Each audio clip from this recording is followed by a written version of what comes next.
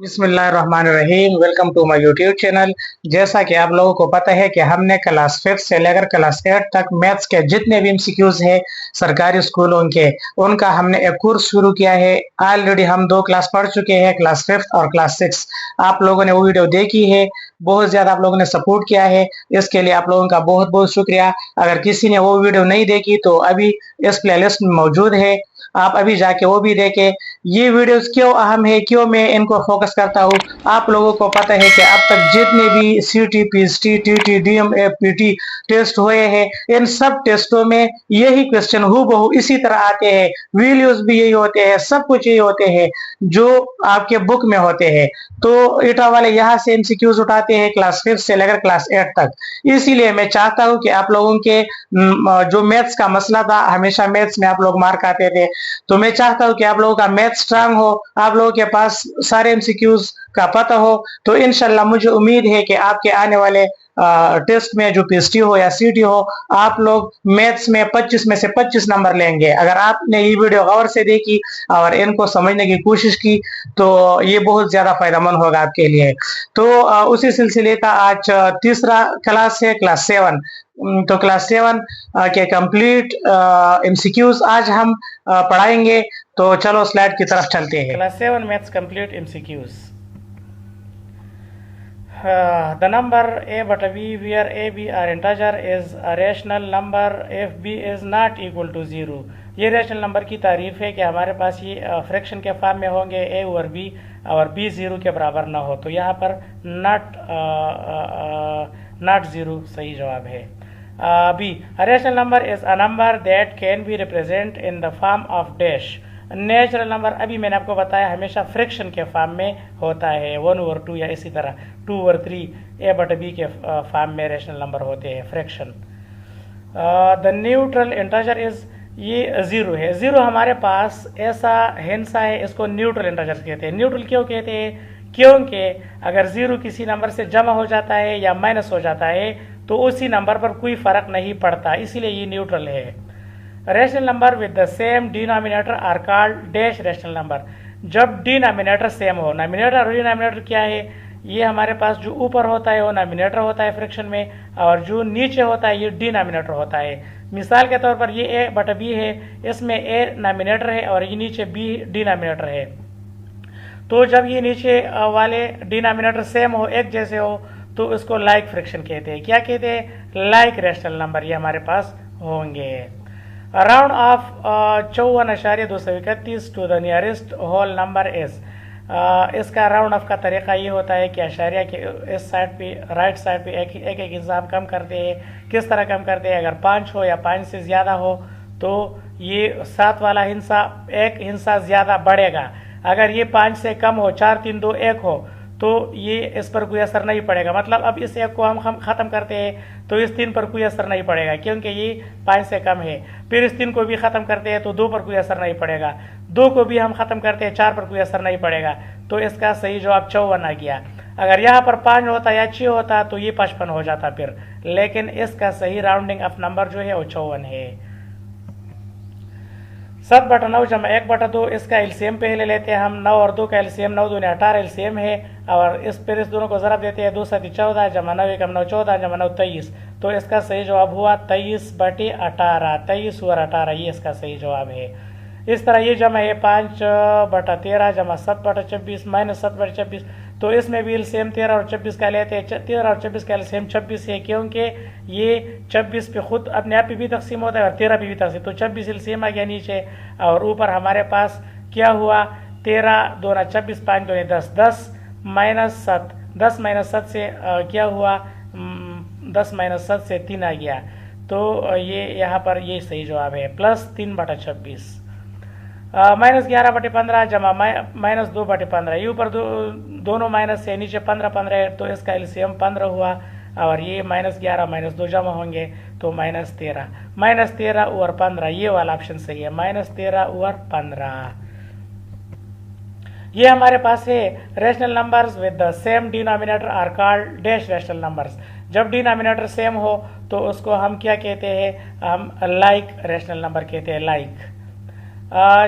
14 और 21 is an equivalent rational number of, इसके equivalent rational number ये सेम नंबर पे डिवाइड करें, 7 पर दोनों डिवाइड करें, 7 दूनी 14, 7 3 21, 3/2 सही है, 2/3, 7 3 21 नीचे 3 आ गया और ये 7 2 ऊपर 2 आ गया, तो 2/3 ये इसका क्या हुआ इक्विवेलेंट फ्रैक्शन होगा। सही है। इस ये 1/6 जमा -2/5, पहले इसका एलसीएम लेते हैं, 6 5 30, इसका एलसीएम हुआ 5 कम 5 6 2 12, 5 -12, तो -12 से जमा 5 खत्म हुआ तो माइनस क्या हुआ -7 हुआ, -7 डिवाइड बाई 30, ये इसका सही जवाब है option number 1। Additive inverse of 5/6 is, याद रखिए एडिटिव इनवर्स हमेशा इस हिस्से को कहते हैं जब दोनों जमा हो जाए और जवाब 0 हो। तो 5/6 के साथ ऐसा कौन सा हिस्सा जमा करें कि जवाब 0 आ जाए। 5/6 के साथ हम -5/6 को अगर जमा करें ये वाला हिस्सा, तो जवाब हमेशा 0 आएगा। इसको एडिटिव इनवर्स कहते हैं। 2 का -2 है, -2 का +2 है, ये एडिटिव इनवर्स होते हैं। When we find the square of an even number, the result is n dash number. जब किसी भी इवन नंबर का 2 4 6 8 10 ये इवन नंबर है, इनको अगर हम स्क्वायर लेते हैं तो इसका रिजल्ट भी इवन नंबर होगा। मतलब 2 का आप स्क्वायर ले, 2 × 2, 2 दूनी 4, 4 भी स्क्वायर नंबर हुआ। इस तरह अगर 4 का आप स्क्वायर ले, 4 × 4, 4 4 16, 16 भी हमारे पास इवन नंबर है। तो इवन नंबर के स्क्वायर से हमेशा इवन नंबर आएगा, ये इवन इसमें सही ऑप्शन है। When we find the square of n dash fraction, the result is less than itself. जब हम प्रॉपर फ्रैक्शन का हमेशा स्क्वायर लेते हैं तो इसका जो जवाब आ जाता है वो इससे कम होगा।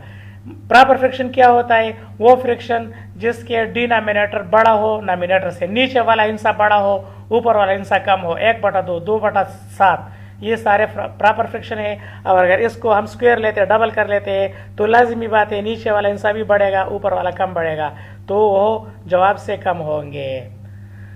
If y = x² then x = तो आपको पता है कि स्क्वायर जब हम खत्म करते हैं तो इसको अंडर रूट डालते हैं रूट में, तो x हमारे पास बराबर होगा y √√। ये वाला ऑप्शन सही है, y √√, ये सही ऑप्शन है इसका, क्योंकि x पर जो स्क्वायर है इसको हम खत्म करेंगे तो y को अंडर रूट में डालते हैं। When a number is dashed by itself, the value we get is called the square of that number. जब एक हिस्सा खुद से क्या करता है, ज़रब करता है, multiplied.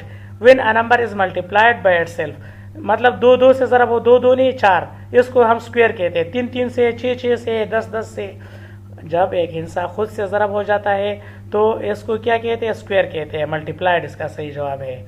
The square of a decimal less than dash is smaller than itself.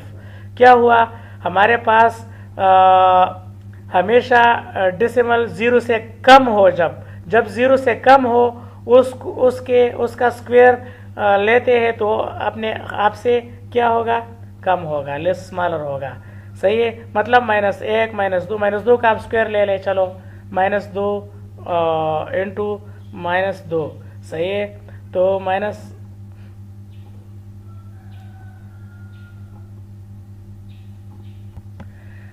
The square of decimal less than 1 is smaller than itself. एक से कोई भी डेसिमल अगर छोटा हो, 0 पॉइंट समथिंग हो और उसको हम डबल करते हैं तो उसका जवाब उस अपने हिस्से से कम आएगा। सही है, ये हमारे पास है dash is a comparison of 2 or more quantities or numbers. तो ये रेशो होता है, रेशो हमेशा 2 या 2 से ज्यादा क्वांटिटीज के दरमियान मुवज़ना होता है, कंपैरिजन होता है, इसका सही जवाब रेशो है। Dash of 2 ratio is known as a proportion. मतलब जब हम 2 रेशो की इक्वल हो तो दोनों प्रोपोर्शन होंगे, एक रेशो दूसरे रेशो का बराबर हो तो फिर प्रोपोर्शन बनेगा, इसमें इक्विलिटी आता है। Equality of 2 ratio is known as proportion. In a class there are 20 boys and 15 girls, the ratio of boys to girl is 20:15। तो इसको 5 पे तकसीम करें, 5 4 20, 5 3 15, 4:3 आ गया, ये 4:3 इसका सही जवाब है। 2 quantities will be directly proportional to each other if with the decrease in one quantity the other quantity decrease। Proportional में हमारे पास 2 किस्म के होते हैं, एक डायरेक्टली और एक इन्वर्सली। डायरेक्टली इसको कहते हैं कि एक क्वांटिटी अगर कम हो तो दूसरा भी कम होगा, एक क्वांटिटी अगर ज़्यादा हो तो दूसरा भी ज़्यादा हो जाता है, इसको डायरेक्टली प्रोपोर्शनल कहते हैं। तो यहाँ पर एक क्वांटिटी कम हो जाता है, दूसरा भी डिक्रीज होगा, सही है, क्योंकि ये डायरेक्टली प्रोपोर्शनल है। The ratio 12:4 is equivalent to, इसमें से 12:4 किसका इक्वलेंट है, तो ये 6:2 का, ये 6 दूनी 12 और 2 दूनी 4, 2 पर अगर इसको दोनों से 2 से ज़रब दे तो ये इसका बराबर हो जाता है। तो 12 और 4 इक्वलेंट है 6:2 का। ये मज़ीद भी सिंप्लीफाइड हो जाता है, 2 पे फिर हो जाता है, 2 3 6 और 2 1 2, 3:1 भी इसका इक्वलेंट होगा। The speed of a vehicle and the time to reach the destination is, हमारे पास एक गाड़ी है, उसका स्पीड और टाइम एक दूसरे के साथ क्या है, इनवर्सली प्रोपोर्शनल है। मैंने आपको अभी बताया कि जब एक वैल्यू इंक्रीज होगा दूसरा डिक्रीज होगा तो इसको इनवर्सली प्रोपोर्शनल कहते हैं। यहाँ पर अगर गाड़ी की स्पीड बढ़ती है, व्हीकल की स्पीड बढ़ती है तो टाइम कम लगेगा, अगर स्पीड कम हो जाती है तो टाइम ज़्यादा लगेगा। एक वैल्यू ज़्यादा होने से दूसरा वैल्यू कम हो जाता है, एक वैल्यू कम होने से दूसरा वैल्यू ज़्यादा, इसको क्या कहते हैं, inversely proportional. There is in dash proportion between length and width of a square. तो इसमें सही जवाब है डायरेक्ट प्रोपोर्शन, सही है। स्क्वायर के विड्थ और लेंथ में स्क्वायर होगा ना, तो अगर हम लेंथ को एक साइड को एक्सटेंड करते हैं तो लाजिमी बात है दूसरा साइड भी एक्सटेंड होगा, अगर आप एक्सटेंड नहीं करेंगे तो फिर वो स्क्वायर नहीं रहेगा, सही है। तो इसलिए ये डायरेक्ट प्रोपोर्शन है। 76 इंक्रीज्ड इन 5:2 इज, 5:2 का मतलब है 5/2 ज़रबी 76। इसको आप हल करें तो ये कितना आ जाएगा, इसका 5/2 ज़रबी 76। इस कस्म के क्वेश्चन में हम क्या करते हैं, 5/2 लिखते हैं, ज़रबी 76 को ज़रब देते हैं, तो 5/2 ज़रबी 76 से 190 आ जाता है। इसका सही जवाब है 190, 190। Safi bought 1 dozen eggs for Rs 72 and 2 eggs were rotten. He sold the eggs for Rs 60. Find the percentage loss he suffered. ये परसेंटेज वाला क्वेश्चन है। सफ़ी एक लड़का है, इसने 1 दर्जन अंडे 72 रुपये के लाए, सही है, जिसमें 2 गंदे अंडे निकले, और ही sold the eggs for Rs 60। फिर इसने बाकी अंडे 60 रुपये के बेच दिए। तो आपको इसने तो लॉस किया, 72 पे अंडे खरीदे और 60 पे बेच दिए, लॉस कितने परसेंट किया, तो इसको किस तरह मालूम करते हैं, 72 में से कितना लॉस किया, इसने 12 रुपये लॉस किया, सही है। 12/72 ज़रब 100, अगर इस तरह हम इसको ज़रब देते हैं तो 16.67 इसका जवाब आ जाता है। मतलब 12 रुपये इसने लॉस किया 72 में से, 12 डिवाइड बाई 72 ज़रब 100, तो इसका जवाब क्या हुआ, 16.67। Harris bought a notebook for Rs 30 on Rs 5 discount. The market price is dash, सही है। हारिस ने किताब लाया 30 रुपये का, लेकिन इसको 5 रुपये डिस्काउंट लगा, सही है, 5 रुपये डिस्काउंट लगा, तो किताब का रेट मार्केट में क्या हुआ, 30 में से 5 डिस्काउंट लगा, 5 डिस्काउंट इससे जमा करे तो 35, मार्केट प्राइस क्या हुआ 35 रुपया। ये 35 रुपये का था, इसको 5 डिस्काउंट लगा तो 30 रुपये पर इसको मिल गया। Dash is based on annual value of house, land, cars, buildings ETC। ये क्या होता है, हमेशा हम जब साल के आखिर में अपने घर का या ज़मीन का या बिल्डिंग पर गाड़ियों का जो टैक्स देते हैं, इसको हम क्या कहते हैं, इसको हम जनरल प्रॉपर्टी टैक्स कहते हैं। ये वाला ऑप्शन सही है, इसको प्रॉपर्टी टैक्स कहते हैं, सही है। According to Islam the fix rate of zakat is, ज़कात का शरह किया है 2.5%, ये वाला सही ऑप्शन है।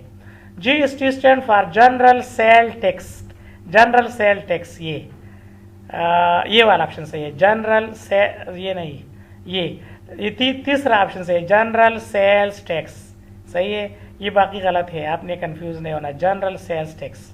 Dash is the zakat paid by Muslims farmer on their agriculture product. Agriculture जो ज़री ज़मीन है जिस पर फसल उगती है, उस पर जो ज़कात हम देते हैं उसको ओशर कहते हैं। क्या कहते हैं, ओशर, ये वाला ऑप्शन सही है, ओशर। Dash is based on yearly income of an individual. हमेशा एक इंडिविजुअल का जो इनकम हो, इस पर साल के आखिर में इसको जो टैक्स देना पड़ता है, इसको इनकम टैक्स कहते हैं। ये वाला ऑप्शन सही है, इनकम टैक्स जो हम अपने इनकम पर देते हैं। If Tahir sold a table for Rs 5,000 and get commission 5%, the amount of commission is 5,000 पर उसने 5% कमीशन लिया, तो कितना कमीशन उसको मिल गया? 100 में से 5 रुपये, तो 5,000 में से कितने हो गए? इसको हम कैसे मालूम करते हैं? 5 डिवाइड बाई 100 ज़रब 500, 5,000। तो 100 में से 2 जीरो है, 2 जीरो के साथ काट गए, 5 5 25, 250 रुपये। ये वाला ऑप्शन सही है, 250 रुपये इसने कमीशन हासिल किया। In dash form the common characteristics of all the members of element of a particular set are describe. ये हमारे पास डिस्क्रिप्टिव फॉर्म है। डिस्क्रिप्टिव फॉर्म में एक कॉमन जुमला हम लिखते हैं और इसमें तमाम कैरेक्टरिस्टिक जो मेंबर एलिमेंट्स होते हैं या मेंबर्स होते हैं सेट के अंदर, इसको बयान करते हैं। मिसाल के तौर में लिखता हूँ A is equal to set of days in a week या set of months in a year. तो ये क्या हुआ? डिस्क्रिप्टिव मेथड हुआ। The symbol for denoting union of set, union के लिए यू, ये वाला सिंबल इस्तेमाल होता है सेट के यूनियन के लिए। The dash of two given set is the set which consist of all the common element of both set. ये क्या होगा? हमेशा हमारे पास दो सेट में से जो कॉमन एलिमेंट हम निकालते हैं, इसको हम इंटरसेक्शन कहते हैं। इंटरसेक्शन हमारे पास क्या होता है? दोनों सेटों में से जो सेम अरकान, कॉमन अरकान हो, उसको सिर्फ निकालते हैं। मतलब सेट ए में से 1 2 3 है, सेट बी में से 2 3 है, तो 2 3 हमारे पास इंटरसेक्शन हुआ क्योंकि ये कॉमन है, ए में भी है और बी में भी है। ए यूनियन खाली सेट हमेशा ए का बराबर होगा क्योंकि खाली सेट में कोई भी एलिमेंट नहीं होता। जब भी वो ए सेट से यूनियन का आता है तो जवाब फिर वही ए सेट आएगा। ये ए वाला ऑप्शन सही है, a set. Two sets A and B are said to be dash if they have no common elements. अगर दो सेटों में से कोई भी कॉमन एलिमेंट ना हो तो हमारे पास डिसजॉइंट सेट कहते हैं। इसको क्या कहते हैं? डिसजॉइंट सेट, जिसमें से जिसका इंटरसेक्शन 0 हो, मतलब कोई भी कॉमन एलिमेंट ना हो दोनों में, तो डिसजॉइंट सेट है। A dash is the set of all elements of the sets which are under consideration in a particular context. इसको यूनिवर्सल सेट कहते हैं। यूनिवर्सल सेट हमारे पास एक ऐसा सेट होता है जिसमें अंडर कंसिडरेशन एलिमेंट्स होते हैं और ये यूनिवर्सल सेट होता है।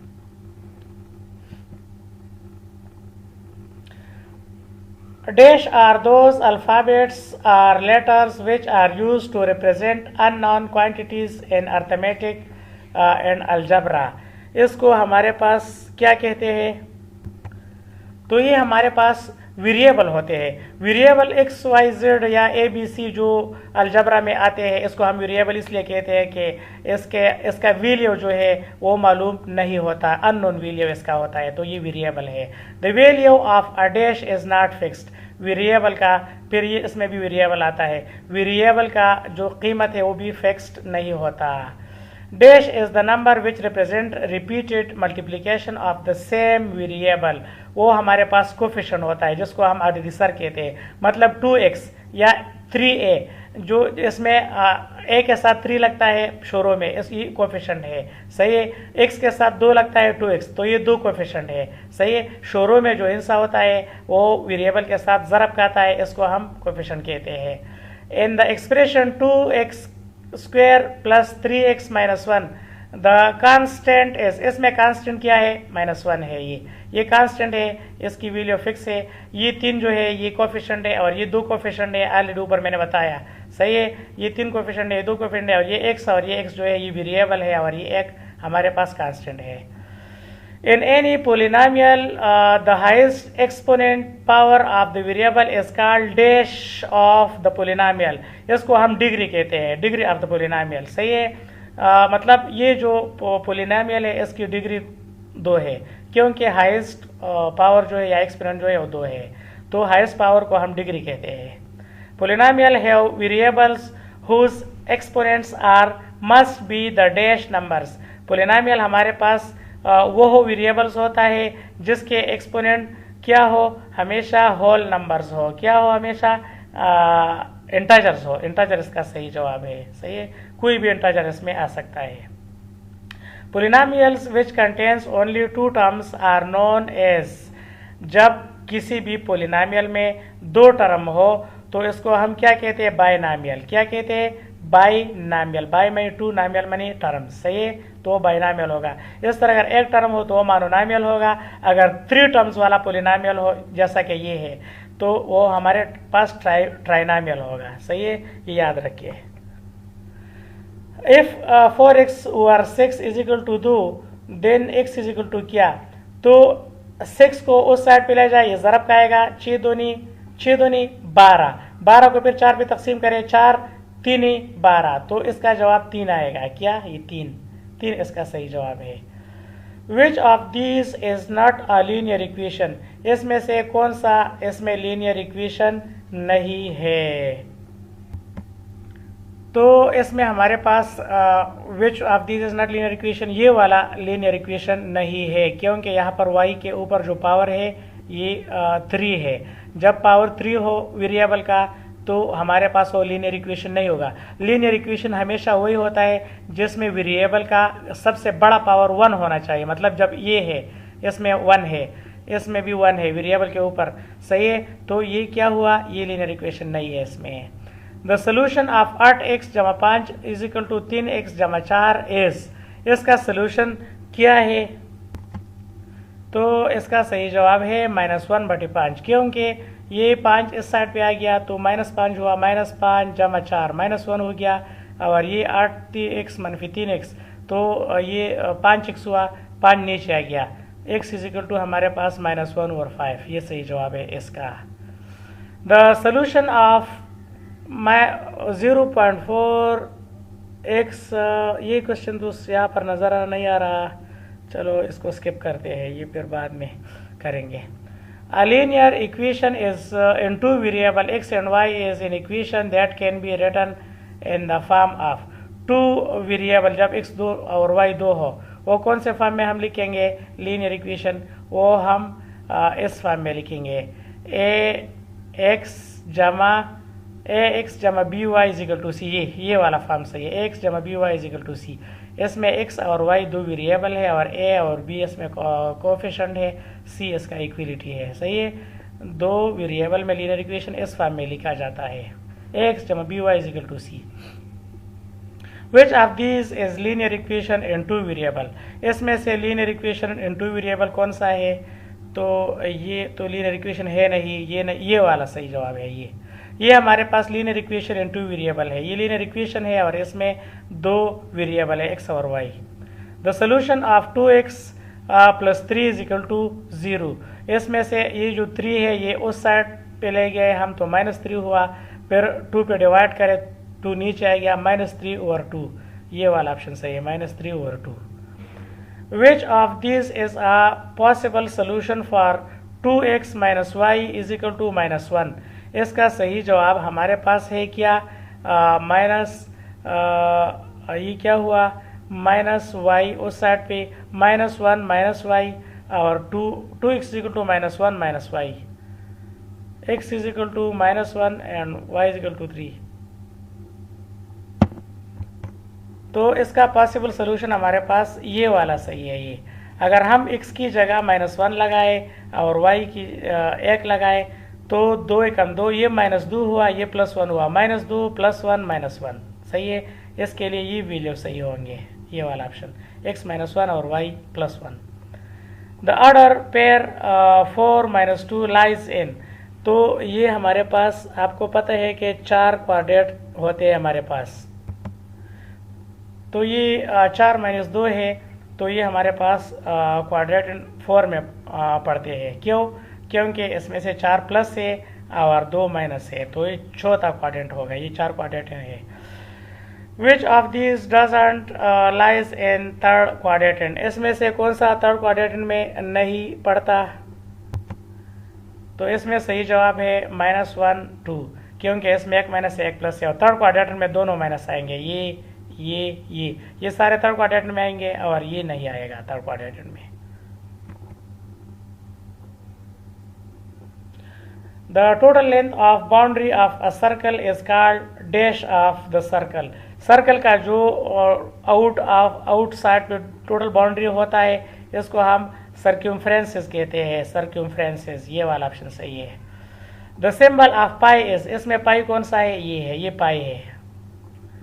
The value of pi remains the same for all circle with the approximate value equal to 3.14। ये 22/7 या 3.14, ये इसका अप्रॉक्सीमेट वैल्यू है। Circumference of a circle is equal to, हम सर्कमफ्रेंस कैसे मालूम करते हैं? इसके लिए हमारे पास क्या है? फार्मूला है 2πr। इसके लिए कौन सा फार्मूला है? ये 2πr। सर्कमफ्रेंस इस फार्मूले से मालूम होते हैं। The area of circular region, circle का एरिया किस तरह मालूम होता है? πr²। ये एरिया का फार्मूला है πr²। The total surface area of a cylinder, cylinder का 2πrh, ये वाला फार्मूला है 2πrh। सही है। इसमें h हाइट है, r रेडियस है और पाई तो आपको पता है 3.14 है और 2 तो फिक्स है। तो ये फार्मूला सिलेंडर का सरफेस एरिया है। वॉल्यूम ऑफ सिलेंडर, सिलेंडर के वॉल्यूम कैसे मालूम होता है? इसके लिए कौन सा फार्मूला है? इसका फार्मूला है πr²h। ये फार्मूला है वॉल्यूम ऑफ सिलेंडर मालूम करने का, πr²h, जिसमें h हाइट होता है। The number of minutes in 5 hours, 5 घंटों में, ये क्वेश्चन भी सीटी टेस्ट में आया था। 5 घंटों में कितने मिनट से? 1 घंटे में 60 मिनट है, 60 को 5 से ज़रा दे, 5 जगह 30, तो ये क्या हुआ? 300 मिनट्स। 5 जगह 30 और ये सिफर 300 मिनट से 5 घंटों में। There are dash meters in 500 centimeter, 500 centi, ये भी सीटी टेस्ट में आया था। 500 सेंटीमीटर में कितने मीटर्स है? तो आपको पता है 1 मीटर में 100 सेंटीमीटर होता है, तो 5 मीटर में 500 सेंटीमीटर। इसका सही जवाब है 5 मीटर में 500 सेंटीमीटर होते हैं। To convert speed from kilometer per hour to metre पर हावर मल्टीप्लाई इट बाय, जब हम स्पीड को किलोमीटर पर हावर से मीटर पर हावर में तब्दील करते हैं तो हम इसको किस से ज़रब देते हैं? हम इसको 1000 से ज़रब देते हैं, क्योंकि ये हमारे पास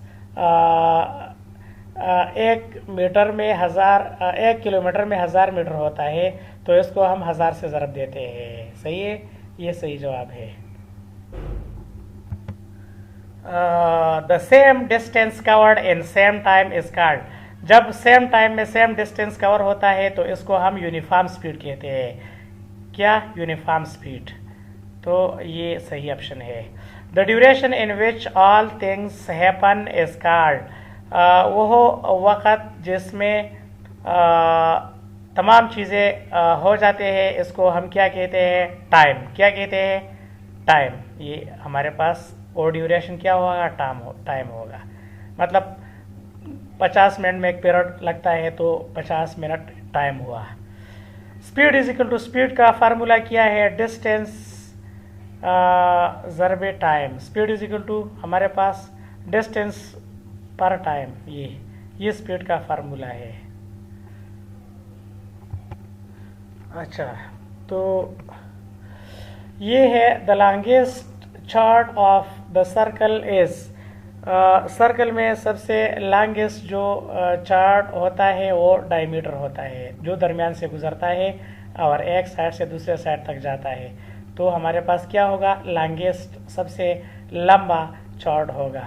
अ circle is a plane figure that is a set of, हमारे पास सर्कल एक प्लेन फिगर होता है जो सेट होता है किस चीज़ का?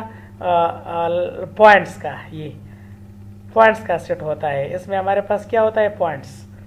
The angle of the semi circle is in dash angle, semi circle में जो एंगल बनता है वो हमारे पास एक्यूट एंगल बनता है, जो 90 से कम होता है। Which of these have no line of symmetry, इसमें से कौन सा ऐसा शेप है जिसमें लाइन ऑफ साइमेट्री नहीं होता? तो इर्रेगुलर क्वाड्रिलेटरल में लाइन ऑफ साइमेट्री नहीं होता। लाइन ऑफ साइमेट्री वो लाइन होता है जो दरमियान में खींचा जाता है और एक ज्योमेट्रिकल शेप को दो इक्वल पार्ट्स में तकसीम करता है, तो रोम्बस हमारे पास एक इर्रेगुलर क्वाड्रिलेटरल है और इसमें हम लाइन ऑफ साइमेट्री नहीं होता, नो लाइन ऑफ साइमेट्री, तो rhombus. Which of these have only one pair of parallel sides, इसमें से कौन सा ऐसा शेप है जिसमें पैरेलल लाइंस सिर्फ दो होते हैं, तो ये हमारे पास क्या है, ट्रोपिज्म है। ये वाला जो शेप है इसमें हमारे पास पैरेलल लाइन दो होते हैं, दो साइड पैरेलल होते हैं और दो साइड अनपैरेलल होते हैं। Polygon that has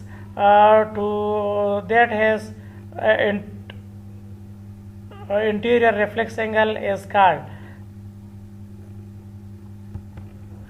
a polygon that has no interior reflex angles is called इसको हम क्या कहते हैं, कन्वेक्स पॉलीगॉन। ये सही ऑप्शन है। कन्वेक्स पॉलीगॉन में इंटीरियर कोई भी एंगल जो ऐसा नहीं होता कि वो रिफ्लेक्स हो, एक दूसरे के आमने सामने हो।